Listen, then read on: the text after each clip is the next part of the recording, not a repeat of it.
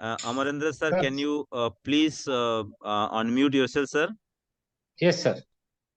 Amarendra sir, let me. Yes, Amarendra sir, ଆପଣଙ୍କ ଟିକେ ଛୋଟିଆ review କହି ଦିଅନ୍ତୁ ଆମ participant ମାନଙ୍କୁ.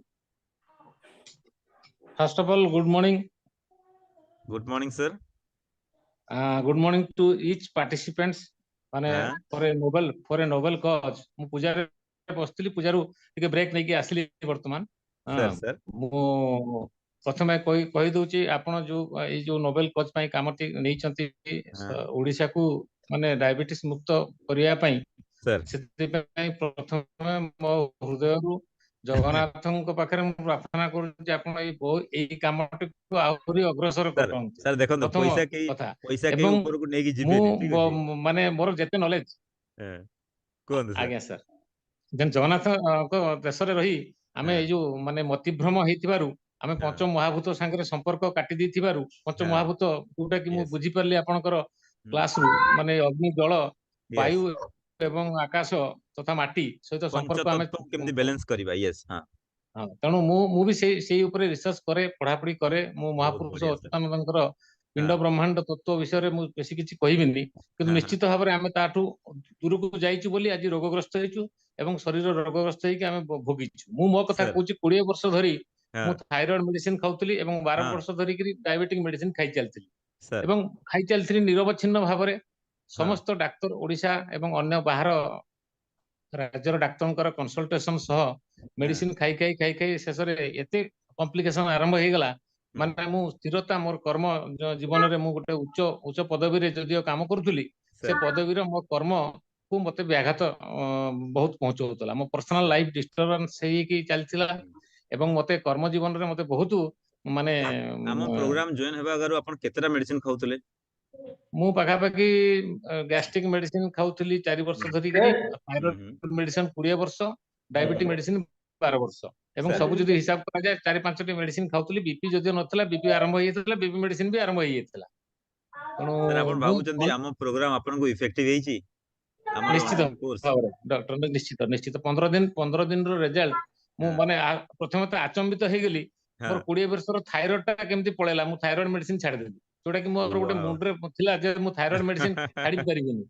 ଇଭେନ ଛାଡିଲା ପରେ ବି ରିପୋର୍ଟ ନର୍ମାଲ, ରାଇଟ sir? ଆଜ୍ଞା, 3 ଦିନ So have ଭିତରେ a great diabetic clappings medicine for the ବନ୍ଦ sir. Just write love to Amarendra sir. Give a love reaction. Reaction button thibo dekhantu. Give a love reaction to Amarendra sir. Yeah, everybody please. Very good. Thank you. Yeah. Diabetic medicine 3 ଦିନ ଛାଡିଲା ପରେ diabetic normal. ଆଚ୍ଛା sir, ଆପଣ ଆମର ନୂଆ participant ଯୋଉମାନେ join କରିଛନ୍ତି କିମ୍ବା ଯୋଉମାନେ ଡାଉଟ୍ କରୁଛନ୍ତି, ତାଙ୍କୁ ଆପଣ କଣ କହିବେ? ତାଙ୍କୁ ଟିକେ ଜଏନ କରିବା କଥା ନା ନାହିଁ ଆମର ପ୍ରୋଗ୍ରାମ, ଟିକେ କହିଦିଅନ୍ତୁ।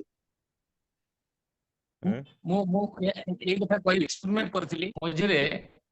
ଫର ୟୋର ଇନଫରମେସନ ଡକ୍ଟର, ମୁଁ ଏଇ ଯୋଉ 3 ଦିନ ଫାଷ୍ଟିଂ ରେ ରହିକିରି ଚତୁର୍ଥ ଦିନ ମୋ ବଡିକୁ ଲୋଡ ଦେଲି, ମାନେ ସବୁ ପ୍ରକାର ଆପଣ ଯେମିତି କହିଥିଲେ ସେଇ ପ୍ରୋଟୋକଲ ହିସାବରେ ଅଣ୍ଡା, ମାଛ, ମାଂସ ସବୁ ଜିନିଷ ଖାଇକି ଲୋଡ ଦେଲି। ଦେଖିଲା ଲୋଡ ଦେଇକି କଣ ମାନେ ଟିକେ ଟିକେ ତ ଅନେଇକି ଆସି ବଡିଟା ତ ଟ୍ୟୁନ ହେଇଥିଲା ନା ମେଡିସିନରେ, କିନ୍ତୁ ଲୋଡ ଦେଲା ପରେ ବି ଲୋଡ ନେଲା।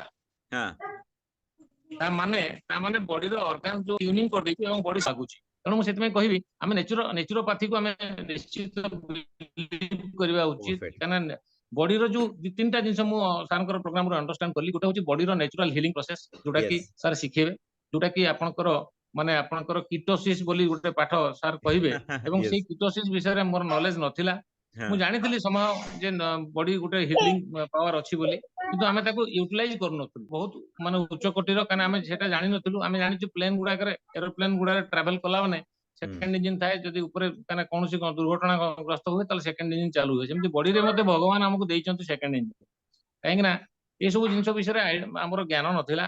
ଯଦିଓ ଆମେ ଏଜୁକେଟେଡ, ଆମେ ବହୁତ ହାଇଫାଇ, ବହୁତ ଭଲ ସୋସାଇଟିରେ ଯଦିଓ ବସବାସ କରୁଛୁ, କିନ୍ତୁ ଏଇ ସାଧାରଣ ଜ୍ଞାନ ମଧ୍ୟ ଆମକୁ ଏଇ ପ୍ରୋଗ୍ରାମ ମାଧ୍ୟମରେ ମିଳିବ। ବହୁତ ବହୁତ ଧନ୍ୟବାଦ ସାର୍, ଥ୍ୟାଙ୍କ ୟୁ। ତୃତୀୟ କଥା, ଡାଇବେଟିକ ର ଯୋଉ ମାନେ କୋର୍ସ ଆପଣ ଯୋଉ ନେଇଛନ୍ତି, ସେ କୋର୍ସରେ ଲୋକମାନଙ୍କର ଯୋଉ ମିଥ ମାନେ ଯୋଉଟା କଣ ଭ୍ରମ, ବହୁତ ଜିନିଷ ଭ୍ରମ ଦୂର ହବ ଏବଂ ହଁ ମନ ଭିତରେ ତ ଭ୍ରମ ଆସିବ ବହୁତ ଗୁଡାକ ଜିନିଷ ଆପଣଙ୍କ ପାଖକୁ ଆସୁଛି ଇନଫର୍ମେସନ କରେକ୍ଟ ଇନଫର୍ମେସନ ନ ଆସିଲେ ଆପଣ ଭ୍ରମିତ ହେବେ ତେଣୁ information is knowledge information is power ଏବଂ Hmm. ଇନଫର୍ମେସନ ଟାକୁ ରଙ୍ଗ ୱେରେ ୟୁଜ ନ କରିକି କରେକ୍ଟ ୱେରେ ୟୁଜ କରିବା ଉଚିତ ଯାହା ଦ୍ୱାରା କି Exactly. ଆମେ Thank ବହୁତ you. ଗୁଡାକ ରୋଗରୁ ମୁକ୍ତ ହେଇପାରିବା। Thank you so much, sir. Thank you so much for your valuable time.